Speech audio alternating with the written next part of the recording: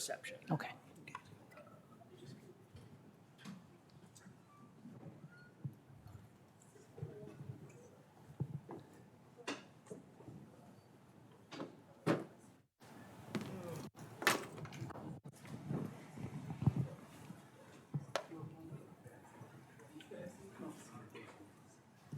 Good afternoon, everybody. So before we get started with the afternoon session, I want to remind you all that we have a reception tonight, which is going to be on the 11th floor of the Gamow Tower. So this whole complex is shaped like a big L. Physics goes down this way, turns the corner, goes that way, and becomes the Gilla part of the building. There's two towers, so the nearer of the two towers is the Gamow Tower, and that's the one that we're having the reception in. Like I said, it's on the 11th floor, which is the top floor. What you may discover trying to get there, if you haven't discovered this already, is that the topology of this building complex is non-trivial.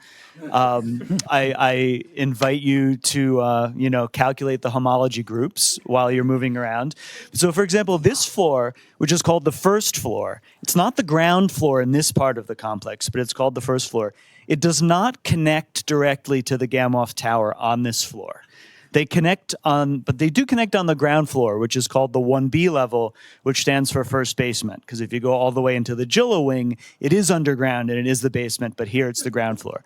So if you try to go to the Gamow Tower from here, you won't succeed. My suggestion is to go down. I mean, you probably won't be coming from here anyway because it's 7 p.m. Just stay on the ground floor, go to the lobby of the tower, and take that elevator up to 11. There are other elevators in this wing, but this wing only goes up to the 3rd floor, so they won't help you get where you're going. So take the elevator in the tower from the 1B level to 11. And I think we're actually checking in down in the lobby there anyway. So just make your way to the lobby of the Gamow Tower before you go up. And that's at 7 o'clock. There will be wine. Please bring ID if you intend to drink alcohol. Mm-hmm. Any questions about that? All right, well, then without further ado, let's go on to our third lecture of the day. We're very glad to have Hong Lu from MIT telling us about entanglement of quantum many-body systems and operator algebras of quantum gravity. Hong. Okay, yeah. Is this working? Is it turned on? Is the green light on? Yeah, I think it's turned on. Is the mic working? Yeah, is it working? Yeah. Okay, good. So, don't worry. Actually, I won't use slides. I just use slides for introduction, just a little bit time. Okay. So here is a topic I would like to cover. And so when we talk about quantum gravity, so we have string theory, we have ADS-CFT duality, but it's fair to say after very much progress in both string theory front and ADS-CFT, for many years, is still our understanding of quantum gravity. And in string theory, which gives us perturbative expansion,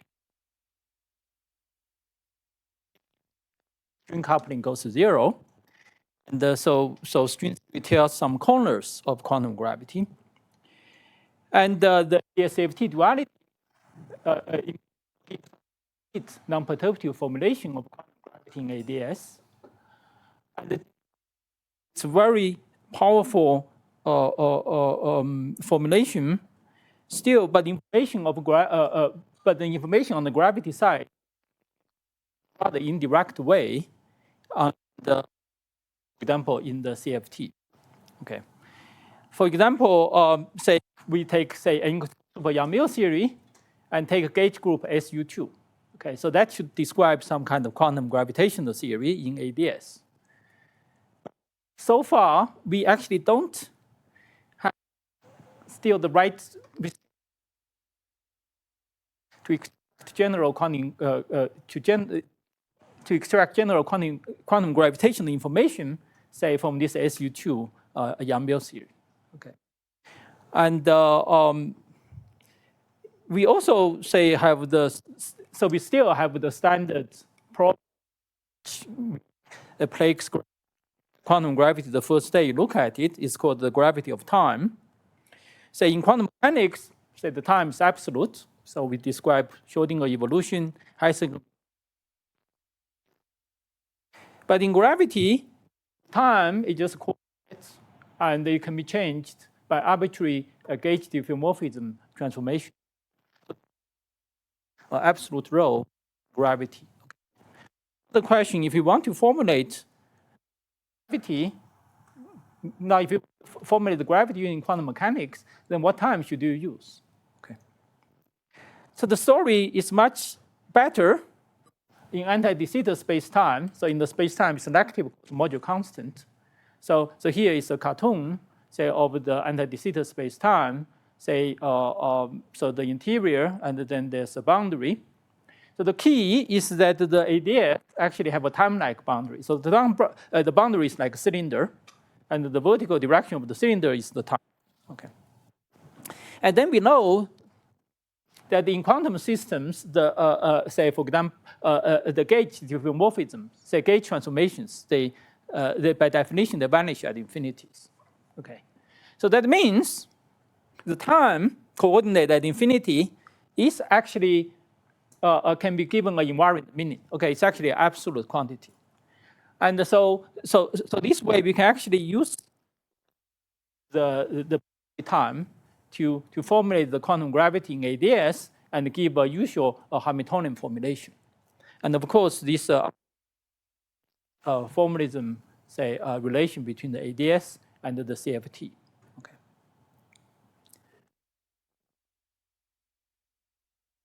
Spacetimes of other other signs of cosmological constants. For example, if we and which have lambda equal to 0, and then in this case, then we actually have law infinities. Okay, and all in de Sitter. In this case, there's no any spatial say a spatial slice is compact, and you only have the past and the future infinities. And those infinities are Euclidean, they don't have time. Okay. And that's the reason space is much harder to formulate than that in ADS. Okay, so even though there are many intriguing ideas how to describe quantum gravity in flat space and de Sitter, we still don't have, I would say, a to describe it. Yeah. Quantum gravity seems to be different for different signs of cosmological constants, okay, because the ADS have lambda smaller than 0, and the de Sitter have lambda greater than 0 stature. But there's one regime, actually, universality arises. G Newton goes to 0 limit. So this is so-called the semi-classical limit. So we always keep the h bar equal to 1. I think the G Newton goes to 0 limit. And then in this limit, the universality arises. Essentially we have quantum to leading order, quantum field theory in curved space-time, and then you can take into account the quantum gravitational corrections by including higher Newton expansion. Okay, and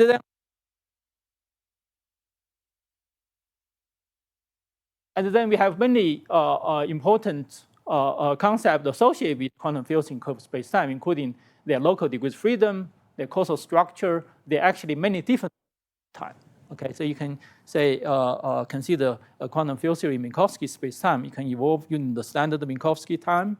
You can also evolve using Rindler time or other kind of time slicing. Okay. Consider the physics, say some local. Say there's no fundamental difference in the description of the semi-classical physics in the local region for different signs of cosmological constants. Whether you have ADS, de Sitter, or flat space, and the physics pretty much are universal. Okay, very similar. Okay, and underlies by those kind of geometric concepts or field theory curves.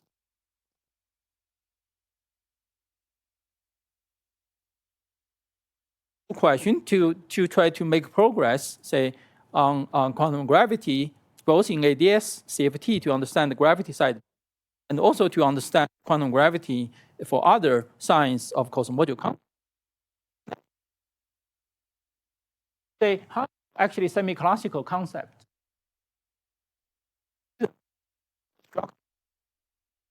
of time, they actually emerge your limit.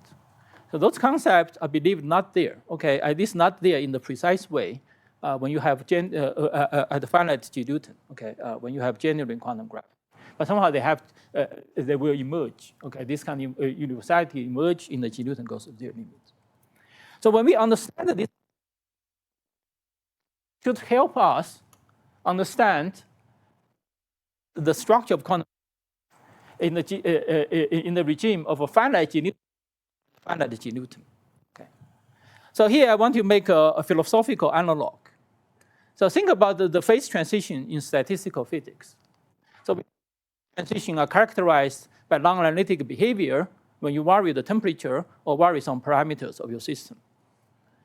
But we also know that phase transition can only be sharply defined. Okay? Those non-analytic behavior only arise when you take the thermodynamic limit, when you take the infinite volume limit. And only in that limit, and you can talk about the phase transition precisely. Okay? So in the sense that the phase transition are emergent concept in the thermodynamic limit. But of course, in real life, we measure phase transition all the time. Okay? In real life, we have finite volume. So that tells you that those concepts at the infinite volume, actually, they provide a very good approximation to those physics at finite volume. Okay, not about finite volume. And in particular, they provide the foundation of a language which you can talk about the phase transition in real life. Okay. So here. So once we understand how those kind of geometric concepts, which is the foundation of GR and the quantum field theory, okay, really arise in the G Newton goes to zero limit in quantum gravity, and then that will give us some hints, okay, what is the structure of the quantum gravity, okay. And another smaller question is that how do we actually describe local physics, say in the local region in ADS, say using the dual CFT description in the context of ADS CFT. Both sets of questions are known questions. Okay, so how does the semi-classical structure arise in quantum gravity may be already asked, say in the 50s, 60s, and even and also the second question was asked in the early days of ADS CFT. I want to in this set of lecture I want to talk about some new ideas. Okay, some new way of thinking about those questions. And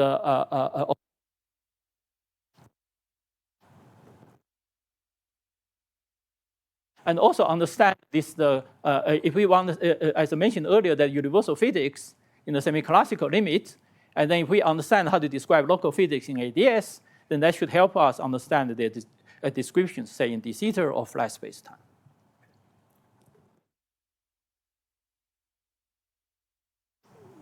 So all these two questions can in principle be formulated very precisely in the context of the ADS-CFT duality.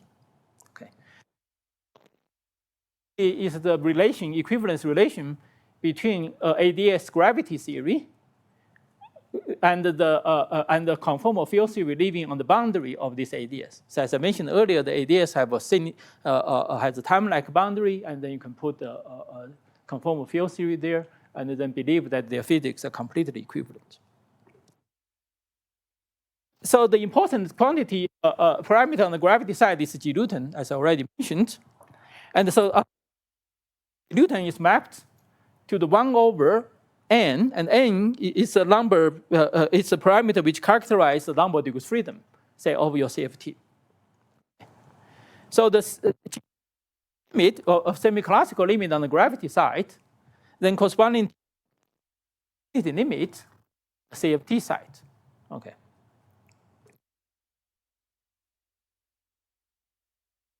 Because this is the equivalence between the two quantum systems, and then there's a one-to-one correspondence, okay, between the quantum states in one system and in the dual system. Okay. And now we know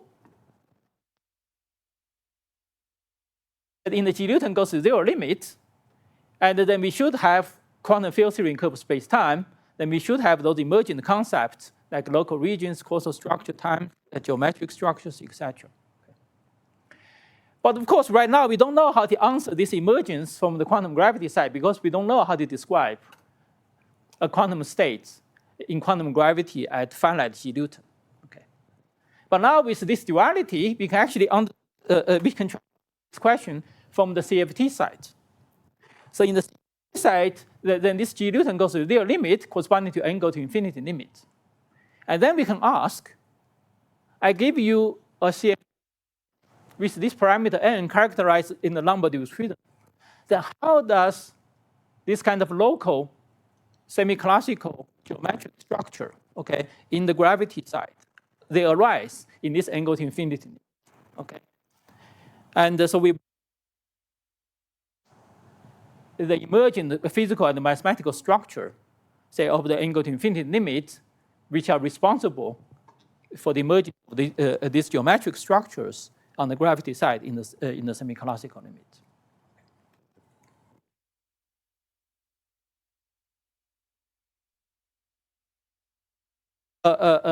Try to answer the following more concrete questions. So here it's a cartoon again for ADS.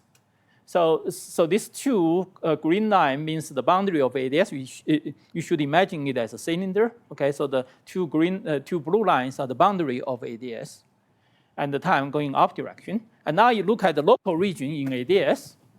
Okay, so our question is how do we describe such a local region using the CFT? Okay. And in particular, what is the time? Okay, and then that observer should have some time, interior time. So how do we describe that kind of interior time using the CFT? And also, we describe the causal structure, say, associated with it. Okay. This diamond is embedded in the bigger space-time, and so there's a global time. We can take you outside this diamond. And then how do we describe such kind of global time, okay, using the CFT? Okay. So these are the kind of questions we would like to answer, explicit answers. Okay. And the goal of the lecture is to give you some sense how do we, the new idea to answer such kind of questions. And so now let me give you a slogan of the final result. The final goal I'm going to towards. Say, I want to argue that the box space-time locality, okay, all these geometric notions, is a geometrization of emergent type 3-1 von Neumann algebras in the CFT. Okay. And so this is a little bit, maybe right now, obscure statement. And so the goal of the lecture is for you to understand what this sentence means, okay, at the end of the 4 lectures. So here, we argue that the large n limit in the CFT, when you take the limit of the degree of freedom go to infinity, actually there are many emergent, in this limit, there are many emergent type 3-1 von Neumann algebras, okay? And then they find correspondence with the box space-time region, and then they can be the properties of such emergent 3-1 algebras then can be used to describe the emergence of the geometric notions, such as horizons, different notions of times, causal, etc. Okay. And so we call sub-region duality, and this generalizes the standard as a subcase in the ADS-CFT called the sub-region duality, and also called entanglement wedge construction. Okay. So the key tools for doing this is to understand the entanglement, okay, is to develop the right language to understand the entanglement, say, of such a CFT, and then also involving the understanding certain operator algebras, etc. Okay.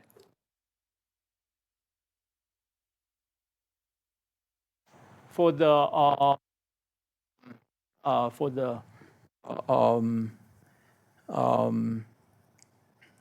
yeah, Some of them are background, some are more recent research papers. And also, I should mention the algebraic approach to describe ADS-CFT was pioneered by Rarian starting in the early days of the ADS-CFT. Somehow I'm missing one slide.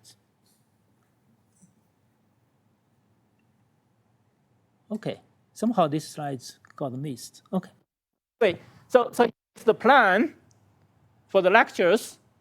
So the first I will talk about the introduce entanglement and the von Neumann algebras, and then I will talk about the Lagrangian limit of the ADS-CFT duality, and then I will talk about the formulation, say, of such a duality for general Bach subregion. And in particular, I will talk about using an example. Say, if you look at a black hole in ADS, and how do the different time notions of time of this black hole from the CFT side. Okay, then I talk about some more general examples, do insight into subregion duality, etc. So this list, of course, is way too optimistic. Okay, so I'm not sure how much I can cover. Okay,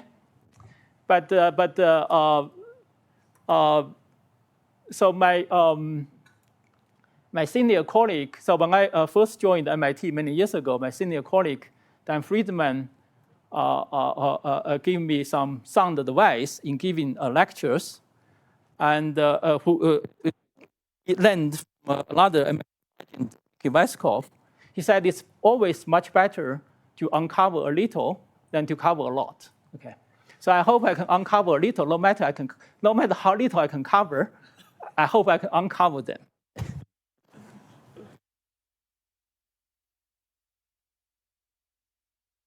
So now I will do the blackboard. Okay.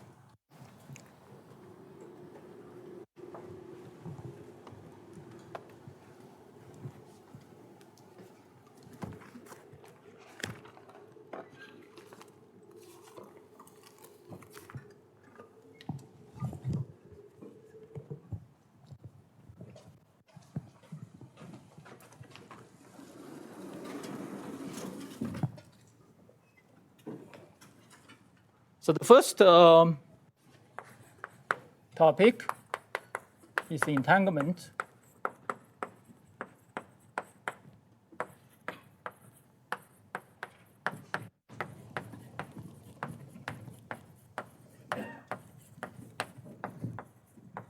Okay. So I hope people are familiar with the notion of entanglement. So entanglement are intrinsic quantum correlation, which have low classical analog, and which and was discovered very early on, say in the 1930s. Schrödinger already recognized the entanglement, this quantum property of entanglement, and then of course the famous EPR thought experiment.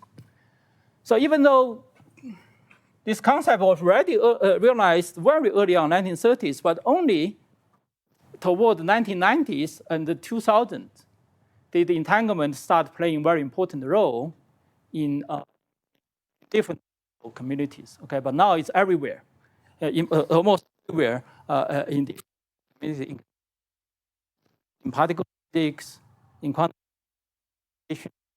quantum gravity, holography, etc. Okay. So in particular, in ADS-CFT duality,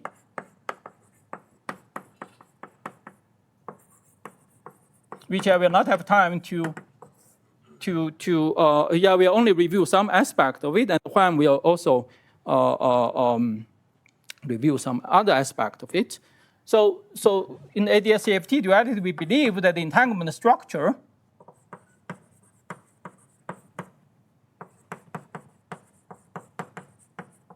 of CFT are directly related to the space-time structure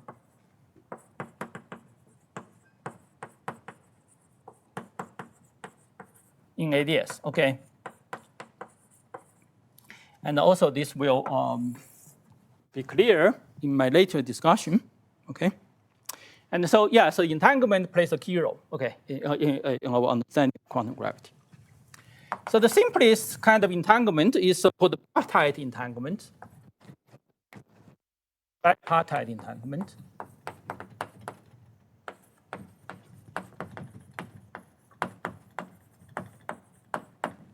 So let's consider, say, if you consider a quantum system, let's just draw a box to describe your quantum system. And now let's imagine that's divided into two parts, okay, 1, 2. Okay, 1 and 2 subsystems. Normally assume that there's a factorization. Say part 1 is some degree of freedom, part 2 some degree of freedom. So we normally assume there's a factorization of the Hilbert space associated with these two subsystems. Okay, so the full Hilbert space, which I will always use H, this script H, and it's a tensor product of the Hilbert space for 1 and for 2. Okay?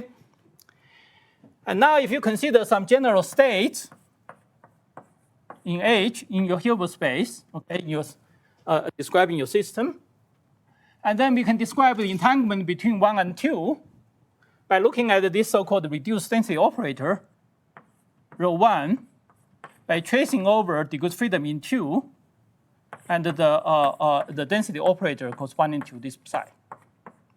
Okay.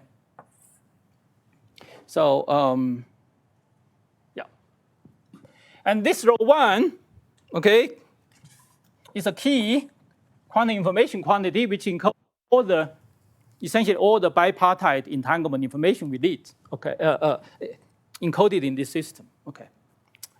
But of course, this actually contains much more, normally contain much more information than we can handle because this is a very complicated object. So it's an art in quantum information science how to extract, say, the physics from here. Okay, so the simplest quantity one can consider, say, so-called volume entropy. If you take, if you look at the rho 1 log rho 1. Okay. So this quantity quantifies entanglement between 1 and 2. Okay.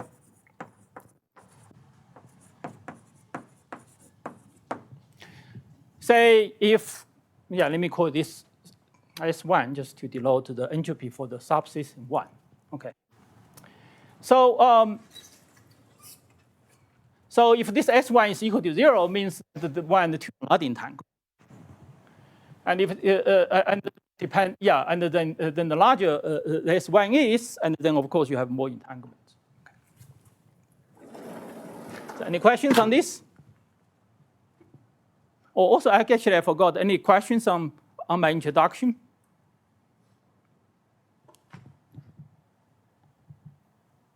Yes? So is there a refinement to this limit entropy in the case where I have a mixed state initially instead of a pure state, to kind of remove the general thermodynamic entropy? Right, yeah, that's a good question. Yeah, indeed, there are some other quantities. So this is just the simplest quantity, and then when you have a mixed state, and then you could also have something called quantum negativity, and then that can remove those classical correlations. Yeah.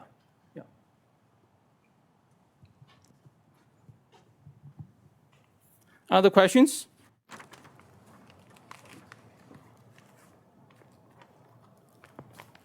Good. Yeah. So this, I mean, just writing down one quantity. There are many other quantities you can consider, say relative entropy, Rayleigh entropies, etc. Okay. So they can all be built from such reduced density operators. Okay. By assuming you have a factorization of the Hilbert space. Okay. So just even talk about how to calculate this quantity. Okay, we'll can take a whole semester, the whole semesters of classes. Okay, and I will not go into that. So, but however, there are systems but in systems with infinite number of degrees of freedom,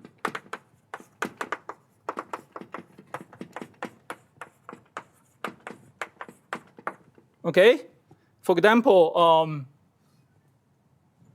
say, some statistical systems.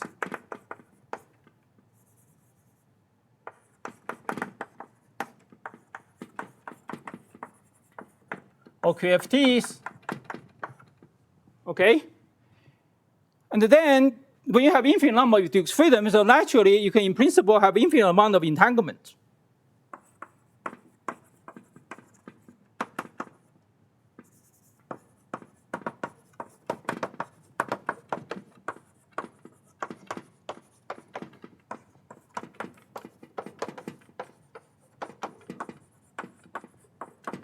Okay, so can have infinite amount of entanglement.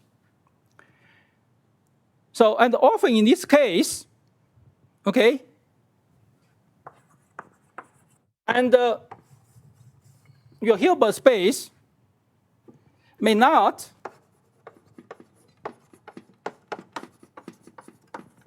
so not is key, okay, have a tensor product structure.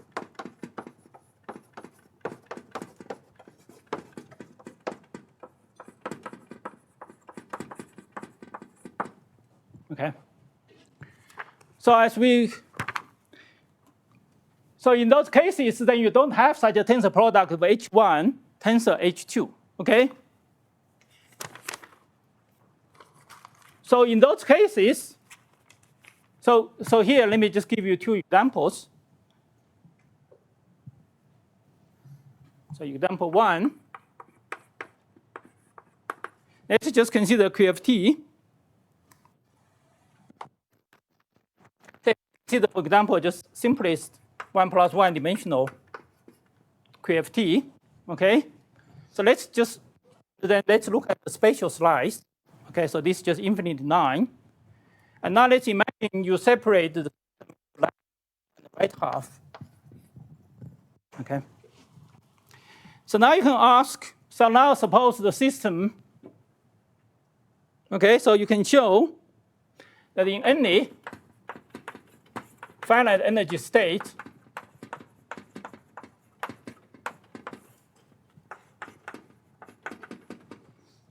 in the QFT, okay, and say, yeah, including the vacuum. So let's say including the vacuum. Vacuum, of course, have finite energy, and then there's no factorization of the Hilbert space. Okay, you cannot associate the Hilbert space with the right region or the left region. Okay. And also here, there's an infinite amount of entanglement. Any questions on this? Yes? When there is not a factorization of Hilbert space, is the entanglement even a well-defined quantity, or like, Good. can you define it? Good. So that's the key I want to describe.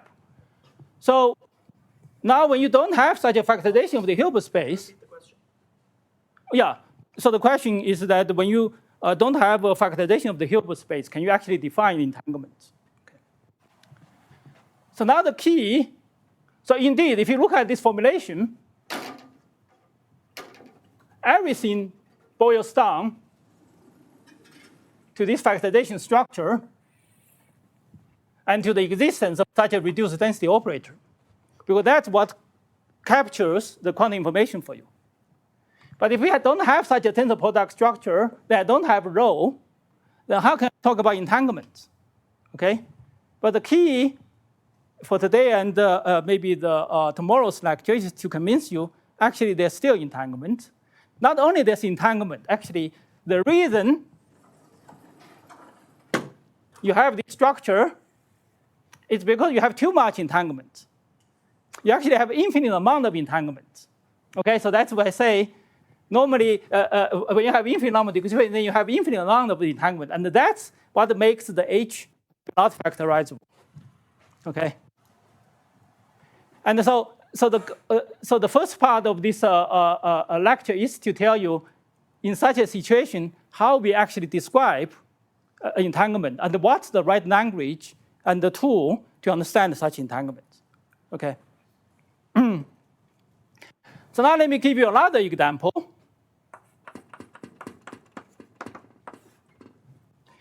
which is a very simple example, which you can maybe relates to more, in particular, people doing condensed matter. So let's consider two copies of a spin system. Okay, so each system have n spins. Okay. Okay. So let's imagine I have some spins. Okay, and I have two copies. So let me call this left system, this right system. Okay. So altogether I have n spins. Okay. So now let's imagine. Now we entangle the pair of the spins. Okay. So let's imagine we entangle these two, etc. Just pair by pair entangle them. Okay. And so let's say entanglement in the state, let me call phi. So generic entangled state, say between two spins, I can write, yeah, so for example, I can write the entangled state as following, say cosine theta plus sine theta. Okay, so let's imagine we entangle them, each pair of spins in such state. And the full system is a system of 2n spins. So the two, so this is this state is written in the system of two spins. Okay, so now the full system of 2n spins. So let's take the full system to be just the tensor product of phi for each pair. Okay, just identical. Okay, just consider such a state. And so there's a special case for theta equal to pi over 4. So do you recognize what is that state?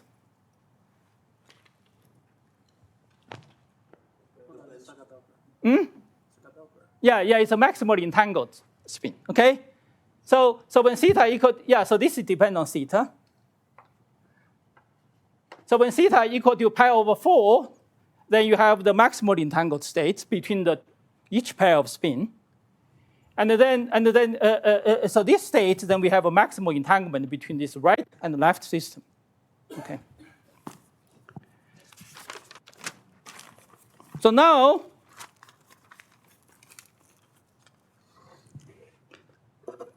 so in condensed matter, we often consider in the thermodynamic limit. Now let's consider angled infinity.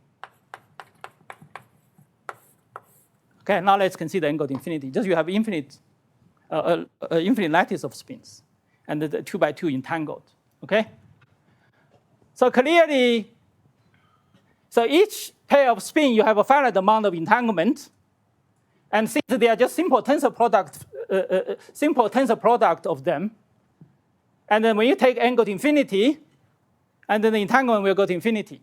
Okay, if you calculate the entanglement entropy using this formula, you find that the entanglement entropy, of course, will be proportional to n, because each pair of them have identical entanglement, and then they will just go to infinity. Okay, so in this case, you have infinite amount of entanglement, and now let me just, so physically. So let's imagine this is your ground state, okay? And now we want to manipulate this system, okay? We want to manipulate this system. And so physically, say, it doesn't matter what kind of Hamiltonian you have. So just imagine when you manipulate the spin, so if you flip a spin, single spin will take a finite amount of energy, okay? So any finite energy state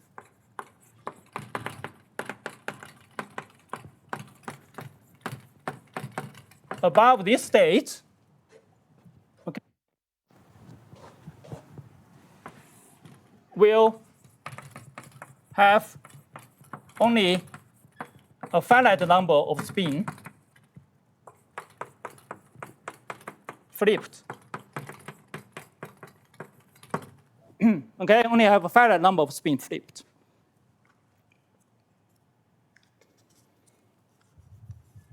Okay, and now, so this will form a Hilbert space. Yes. Do you have any specific Hamiltonian in mind, or how do you Yeah. translate this finite energy into quantum? Yeah, right. I'm just saying it doesn't. I can just give you an arbitrary Hamiltonian, for example, Ising, etc. It doesn't matter. It just say the only thing you need to know is that when you flip a string, take a finite amount of energy, and then just the finite amount of energy state will just have yeah. There are systems where you could flip, say, like a half infinite line of spins that'll cost finite energy and say like. Yeah, I'm just saying taking a generic Hamiltonian. Yeah, take a generic Hamiltonian. Yeah. Yeah, so it doesn't depend on details of Hamiltonian. I'm just saying take a generic Hamiltonian. Okay. Good. So now let's look at the collection of all such states. Then you can show they actually form a Hilbert space. Okay. So the Hilbert space, in this Hilbert space, the ground state is this state. And then then other states are related by these states a free finite number of spins. Okay, yes? Yeah, that's to the previous question. So when you say this, how do you construct the Hilbert space? Is it like L2, like some sequences of spins? So you pick the ground state and say that the Hilbert space is a span of finite number of spins flipped. It's not just the product of. No. Yeah, okay. Yeah. This is a very good question. I don't want to go to too much mathematical details. So what precisely what you want to do is the following: is that you define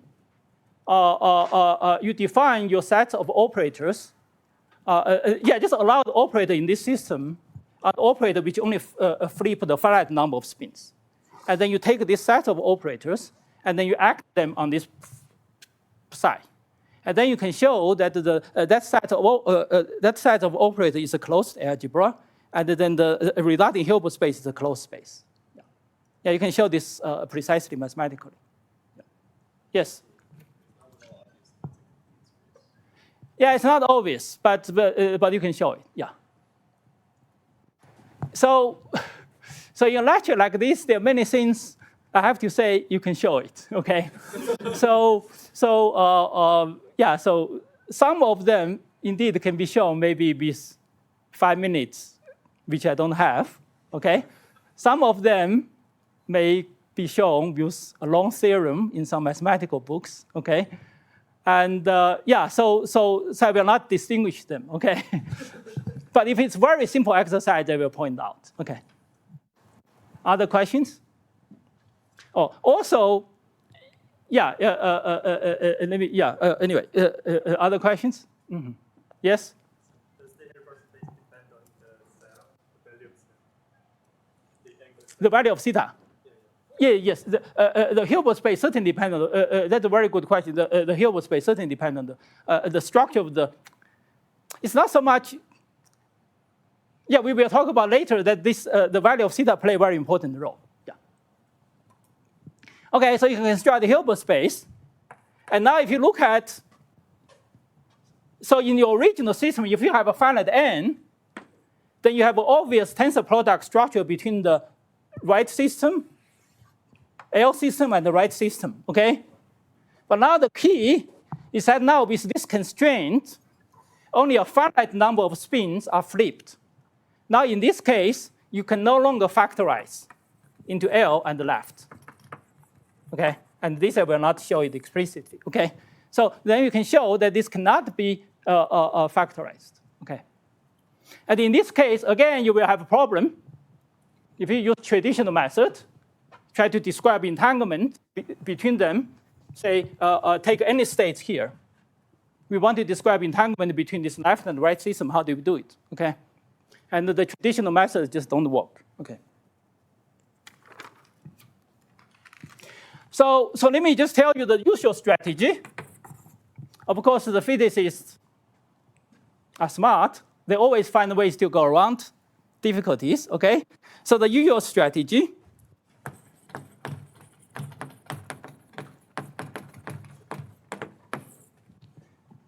is that you introduce a regulator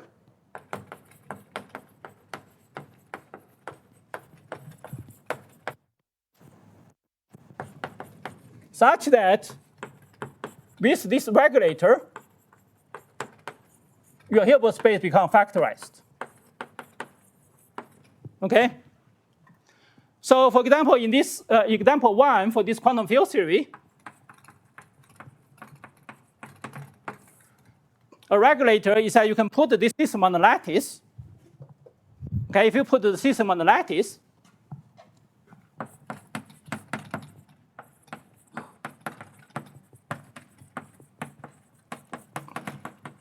say with spacing epsilon, okay?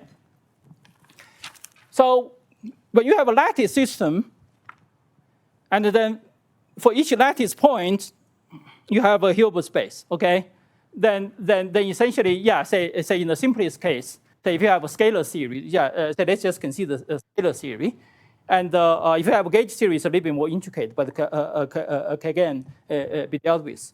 So if you put the system on the lattice, and then at each point of the lattice, you can also your Hilbert space, and then you have automatic factorization of the right and a tensor product structure. Okay. So now when you put it on the lattice, then you can calculate, say, the entanglement entropy for the right. Okay, say in the vacuum state. But of course, that will depend on your answer will depend on this epsilon. And in particular, this will go to infinity when you take epsilon go to 0. So this infinity is not some kind of artifact. It just reflects a fundamental fact that the Hilbert space can no longer be factorized, and that you have infinite amount of entanglement between the left and the right. Okay. So this is an indication that you have actually infinite amount of entanglement. Okay. Nevertheless, even though this is an infinite quantity, you can actually expand this in series of epsilon. And sometimes you can extract finite quantity in that series, and that finite quantity actually can be universal. Okay, normally if you have a divergent piece, you say, oh, there's a finite piece there, then it's hard to argue the meaning of that finite piece. But in some cases, you can argue some finite pieces here actually universal. Okay, so this is actually a powerful tool. Okay, so for the example 2, you can take, say, again, if you look at the right, say in this state psi, then you just put n to be finite. Okay, when you put n to be finite, then of course you have finite amount of entanglement. But then when you take n go to infinity, of course this becomes infinity. But again, you may hope to extract some universal quantities from the finite pieces in this here. Okay, when you in the limit when you take n go to infinity. Okay, so this is a standard strategy. And another standard strategy people use, for example, if you're just not only interested in the ground state, but you're also interested in some excited states. Say if you say let's consider in the case for the quantum field theory, say if you consider some other excited states, say phi for the right half, and then you can take the difference between the vacuum state. Okay? And sometimes this difference is actually finite. When you take epsilon goes to 0. Actually, in quantum field theory, actually they are finite. Okay? So this is another way you can extract finite quantities. But again, this finite quantity is often ambiguous because this finite piece may depend on how you take the lattice spacing. Okay, if I do a different lattice, etc. Say not do a one-dimensional case, of course. If I choose a different set of lattice, etc. Okay, so this may be depend on your regularization. But still, sometimes this provides a powerful tool. Again, sometimes can extract the regulator independent answers. Okay, so it's very powerful.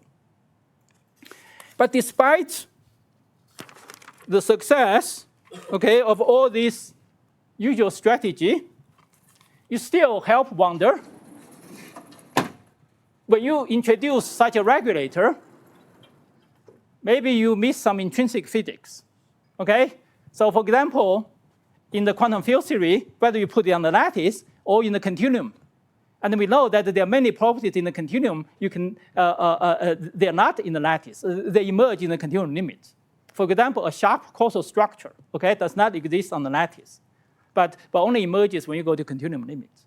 Okay, so you also can't help wondering, can we actually find some more intrinsic way, okay, to describe the entanglement, rather than have to somehow going around this infinity like this, okay? Okay, good. So it turns out there is an intrinsic way to do it, okay? And there is an intrinsic way to do it. And actually that's related to a lot of development, seemingly completely unrelated development in the early days of quantum mechanics, okay? And again, has not played much role in physics until maybe more recently, okay, the last few decades. So this is the story of the von Neumann algebra, okay? So in the 1940s, maybe even started in 1930s, I don't remember exactly. So von Neumann and Murray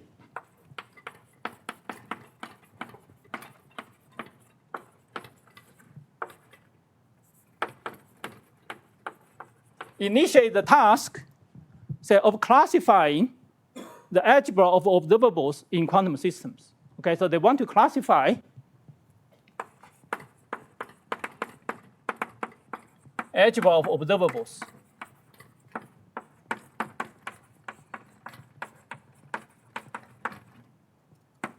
in the quantum system. Okay.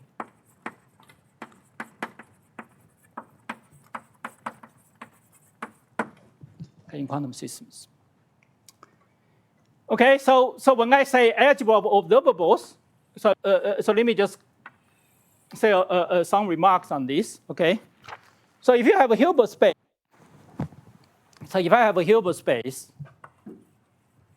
and then of course, yeah, just for simplicity, we always consider the bounded operator on this Hilbert space, okay? Say just mathematically, it's easier. So BH denotes a collection of all bounded operators on this Hilbert space. Okay. Of course, this forms algebra, okay? But this algebra is more or less kind of trivial, okay? Because you have, but this is also not physical, okay? In the sense that normally when we consider physical system, observers never, we often don't have control with all the degrees freedom of the system. We only have some partial degrees freedom, okay? So we only have some partial observables.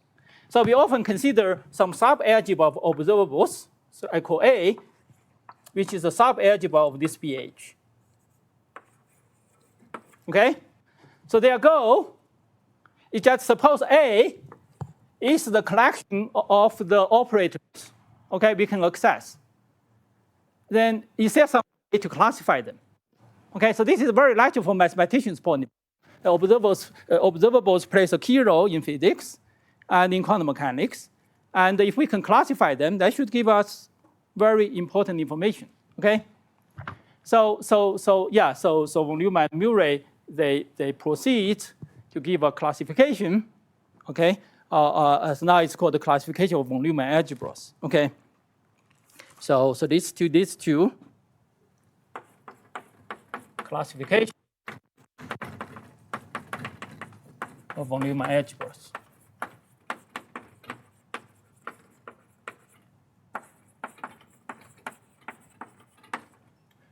So von Neumann himself had high hope for this classification for physics.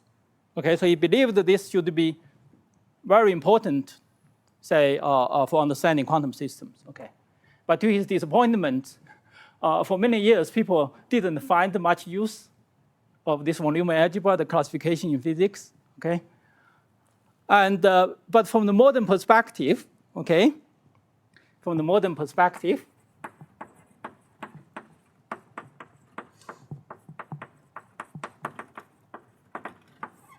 we want to say that classification of von Neumann algebras is actually, what it does for you It actually provides a classification of entanglement patterns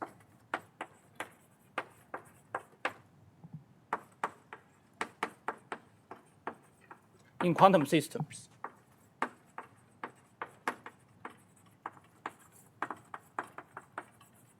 Okay?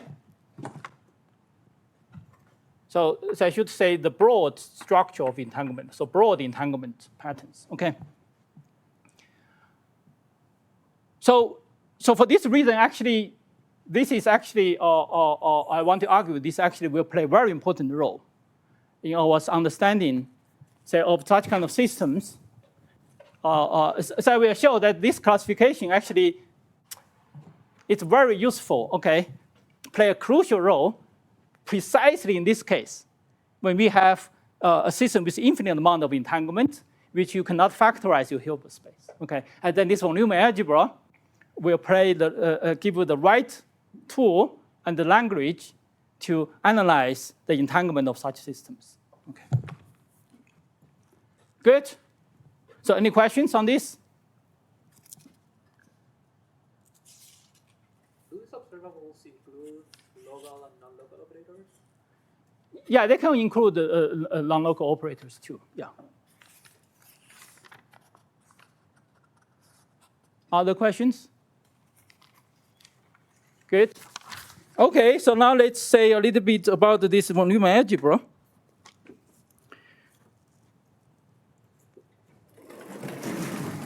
So if you want to define an algebra, then the first thing you want to define is its closure. Okay, you have to be a closed object. Okay.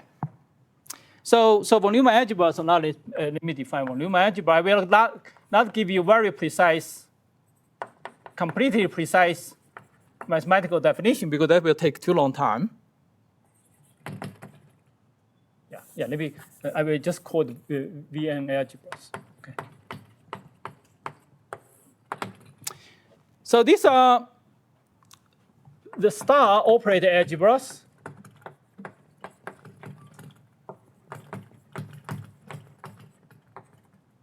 So star operator algebra just means that the operator algebra, say if you have operator A and A dagger is also, okay, if A is in the algebra, then A dagger is also part of the algebra, okay?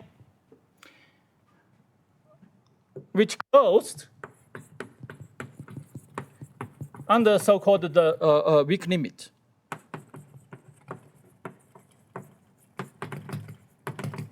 So weak limit is very simple to define. So the weak limit is defined as a convergence under the matrix element. Okay, so suppose we have algebra A. Okay, say acting on this H. Okay, A is a sub algebra of this BH, and then we say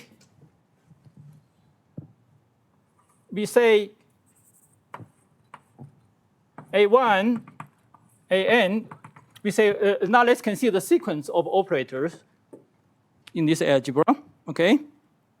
And then let's say, suppose for any state and psi, if the matrix element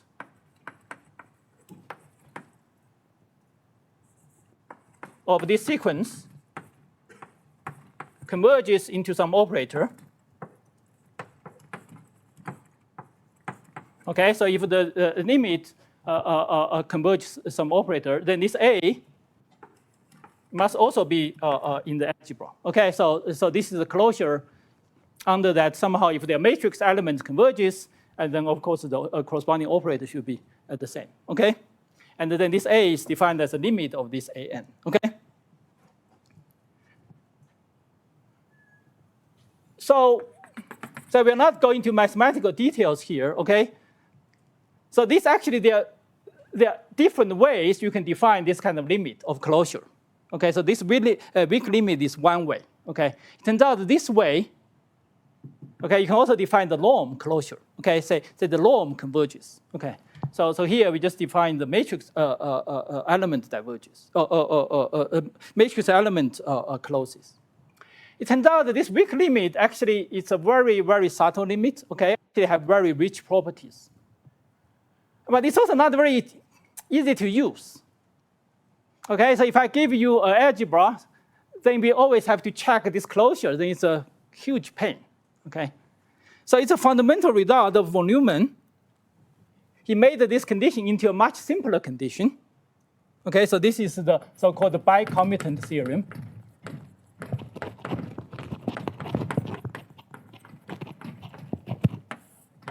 From von Neumann, he showed that this condition is equivalent to that requiring that the double commutant of A is equal to itself. Okay, so A prime denotes the commutant of A. Commutant of A means that the collections of operators commuting with A. Okay.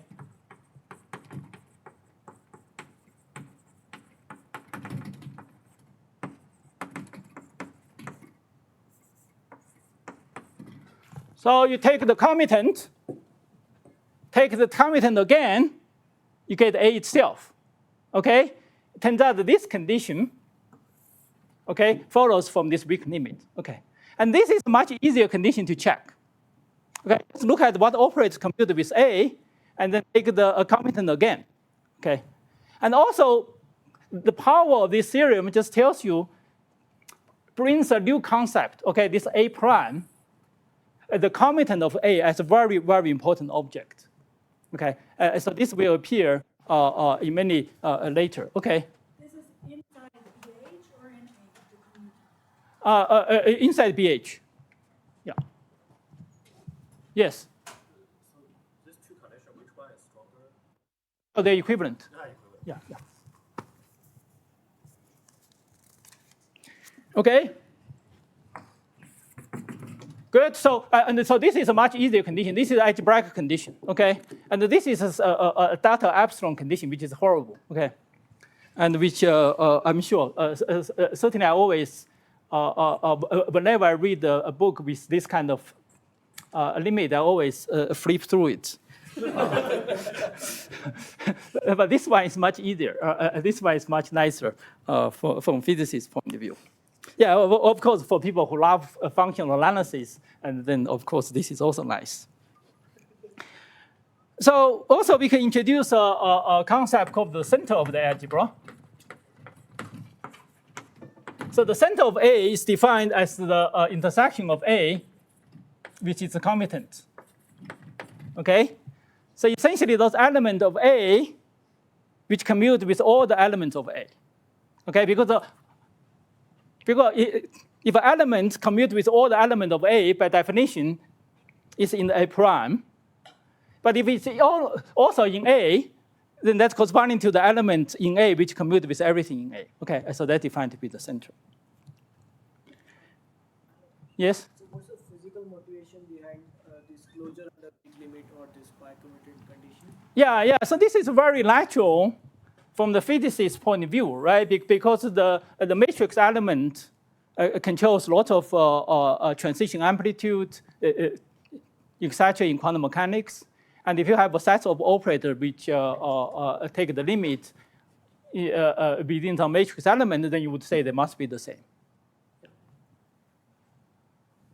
Yeah. Yes? Is there a way to see intuitively why the other definition is good for physics? Is there a way to see the other definition intuitively for physics without knowing the bicommutant theorem? No, I think you mean this definition. Yeah. No, I think this is highly unusual. Yeah, this is highly, I would say this is highly unintuitive statement. Yeah, this is a highly unintuitive statement. Somehow this condition could be related to that. Okay, yeah, so this is really quite remarkable theorem. Okay, so now in the case, is the commutant like things that are that commute with any element of A or with every element of A? with every element of Every A. element, Yeah, okay. yeah. So even in the weak limit condition, what are natural sequence of operators which I should think of whose expectation values I'm looking at? Yeah, that will depend on specific systems. That will depend on specific systems. Right. Yeah, but the remarkable thing is that you can prove a very general theorem. Yeah. Other questions? Okay. Good. So now, with this center, now I can introduce a concept called the factor. A is a factor, means the simplest of von Neumann algebra, and then its center is trivial.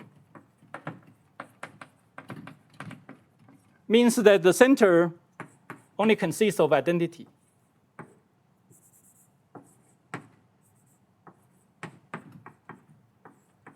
Okay, so it's just a complex multiple. So C is just a C number, and 1 is identity operator. Of course, identity operator compute with everything. So the factor now is the simplest von Neumann algebra, and if you have an algebra which is have a non-trivial center, then there's a simple mathematical statement, construction. You can build it them out of the factor. Okay, so it's like the simple group, semi-simple group in the group it's the analog of the in the group case. Okay. Good. Any other questions? So now, since the factor is the basic building blocks, say, of von Neumann algebras, and then now you can classify von Neumann algebras by classifying the factors. So that's what von Neumann and Murray did. So they classified all the factors.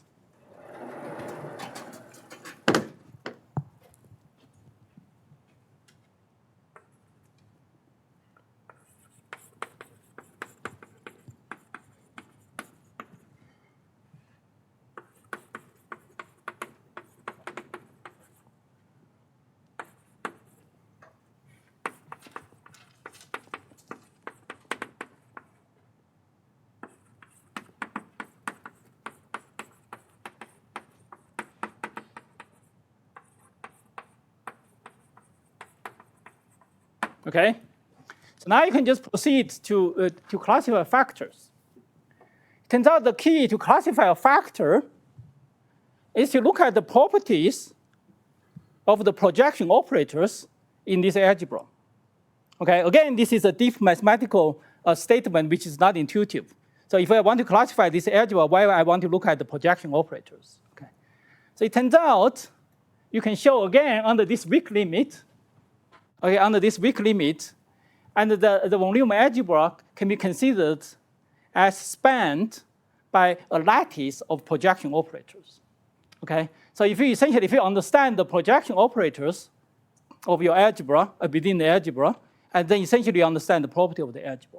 Okay, again, it's a non-trivial, highly non-trivial consequence of this weak limit. So if you take the limit rather than the matrix element, if you take the norm, okay, and then you will show actually there's very few projectors in your algebra. Okay, but in this limit actually there are many projectors, and the von Neumann algebra can be viewed as spanned by the projectors. Okay, so now you can just classify the properties by the property of the projection operators. So projection operators are simple, are just P. Say a projection operator is defined to be P equal to P dagger equal to P squared. Okay. Okay, so that's the definition of a projection operator. So the simple example. So this is a rank 1 projector. Okay. And this is a rank 2. And this is a rank 2 projector. If chi1 and chi2 are orthogonal to each other. Okay, so this is a rank 2 projector.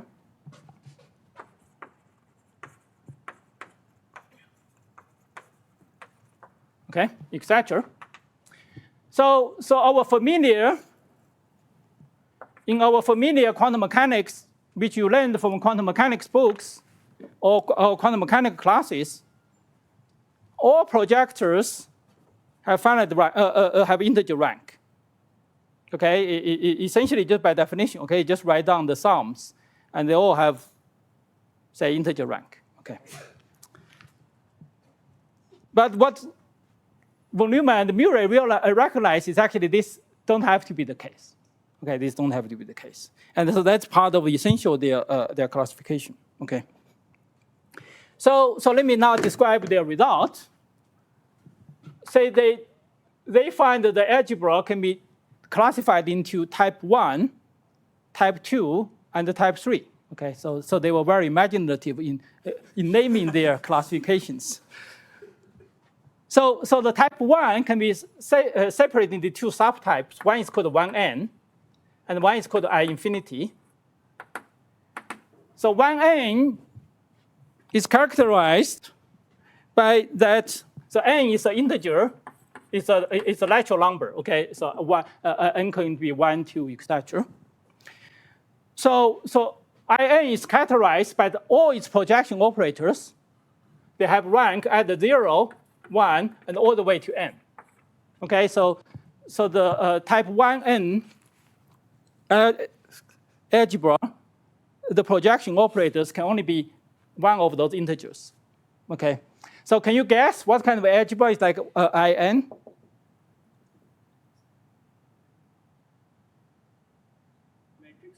Yeah, just matrix, n by n matrices, okay? So this In essentially just n by n matrices. Matrix algebras. Okay, so of course you can have the 0 means you have trivial projection, and then you have all the y to n, okay? And then you can have I infinity. So in this case, the rank of the projector can be arbitrary number to all the way to infinity. Okay. Again, this is our standard story. Say if you consider a quantum system, and look at the harmonic oscillator subsystem. Okay. And then the projector then can go all the way from 1 to infinity. Okay. So this type 1 are standard algebras we are familiar in quantum mechanical books or classes, and people don't even bother to mention them. Okay. So now, highly non-trivial is that now when you go to systems with infinite number of degrees freedom, okay? Again, when you go to a system with infinite number of degrees freedom, and now you can often have projectors of infinite rank, okay? Because now you have, for example, in this case, if you have a tensor product of infinite spins, okay, and then you can easily write down, even though each one is a 2 by 2 matrix, but you can easily write down the projector with infinite rank. Okay. So for this kind of system with infinite number of degrees freedoms, so you often have projectors of infinite rank. So what von Neumann and Murray recognize that for some of those systems, you can actually define a renormalized trace. Okay, so if you use the standard trace, say if you just take a trace of this projector, you get this rank. Normally, how we get this rank. Okay, but they recognize you can actually define a renormalized trace for some systems, and then that can give you a renormalized rank. Okay, can give you a finite rank even for infinite projectors. Okay, infinite projection operators. So now they classify. Okay, so then there's a type 2. 1, which case, under this normalization, under this renormalized trace, the rank actually have an upper bound. And then you can normalize that upper bound to be 1, and then the rank will go from 0 to 1. So any number from 0 to 1, any real number from 0 to 1. And then you can have I infinity. Then the projector goes from 1 all the way to infinity. So that means there's no upper bound to the rank of the projection operator. So this relies on, so this is defined, so this is the renormalized rank. So we're not going into detail here. Defined by some renormalized trace.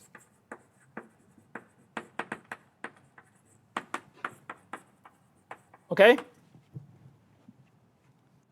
And then this is algebras. And then they also recognize there can be some algebras, which they call type 3, which the projection operators are either 0 or infinite. So they have no control of it. Okay, so they don't know how to describe it. Okay, and they just cannot be described in terms of classification of this type 1, type 2. And so here, they gave up. Okay, so here they gave up. So von Neumann had high hope that this type 2 algebra will have very, very important physical implications. And because type 1, he thought it's too trivial. Okay, you already described it in your quantum mechanics books, cannot be too interesting. And so he had high hopes for this type 2, but before he died, he didn't. That hope didn't realize. But now we actually see this type 2 now appear in quantum gravity. Okay, now it appears in quantum gravity. So finally, I think von Neumann algebra, due to its connection to entanglement, may finally realize its role in physics. So let me just, but using some other method, this type 3 can further be classified into type 3 sub 0, type 3 sub lambda, which lambda goes from 0 to 1. Yeah, just any real number between 0 and 1, and the type 3 1. Okay, which I will mention them a little bit later. Okay, but you can no longer classify them using such kind of rank. Okay, for type 3, trace just simply don't exist. So you can no longer define a sensible rank for this kind of algebra. Okay, so they're all infinite. Okay. Sorry. Yeah. The intervals can be thought of as like that we can represent projector operators, like an integral or something. For example, this first Yeah. IN, it means that we can now represent the projector operator as a sum. Yeah, right. The second type is like we can represent. Yeah, that's right. Yeah. If you do the spectral decomposition, and then indeed you can write them in terms of integral. Yeah. And what that means, 0 or infinity? Is it clear? You either have like trivial project. Yeah. It's just nothing, just 0. Don't have any spectral. Yeah. Just 0 itself. And then this is just 0 projector, and this is infinite rank projector. Which can be represented either through the sum or the integral. No, it's you cannot even define this. Essentially, define this by not of any of these types. Yeah. What's the definition of half rank? Sorry. Like, what's the definition between 0 and 1? Is it a fraction of it? Between 0 and 1. Like the type 2. Type 2 1. See, in the first case, it's always an integer, but in this case, Sorry. Say your question again. I didn't hear. the normalized rank can be defined as a fraction. Yeah. Any real number between 0 and 1. So what is the physical meaning of this fraction? It's a renormalized rank. They're all infinite projectors. They're all infinite if you use the standard way to count them. But now you find a sensible way. But now this kind of brute force introduce some regulator. Okay, but you find some clever mathematical way. You find you can still define some trace, and then you can give a finite number, and that finite number then turns out to be can be any real number between 0 and 1. Yeah, can be. So 1 is a normalization. Okay, so you can change the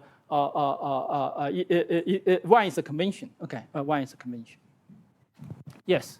So in type 2 algebras, is the normalization of the trace always just subtracting off some universal infinity, or? No. It's more clever than that. Okay. Is that normalization unique? In- To factors maybe? Yeah. After some multiplicative constant, overall state-independent multiplicative constant is unique. Yeah. Is there any physics intuition behind this normalization procedure for the trace? So not really, but in experiments, for example, in this case, so in this example, so let me just give you a little bit of so for example, in this example, it turns out when theta is equal to pi over 4, which is maximally entangled, and in that case, you can actually define a trace explicitly. You can actually define a trace explicitly, and which have well-defined physical meaning. And so that's case, so for maximally entangled case, you actually have type 2-1 algebra. But if you theta is not equal to pi over 4, some generic value, and then you actually get type 3. Such a trace don't exist. You get type 3. So somehow, this kind of entanglement pattern, which encoded in a complicated way, this kind of infinite amount of entanglement, somehow this subtle difference on theta actually can be classified using this von Neumann algebra. Okay, so that tells you the power of this approach in understanding, to give you more physical information about the system. Are we out of time? Yes. Okay, good. Good. So I think it's a good time to stop here. Okay, good. So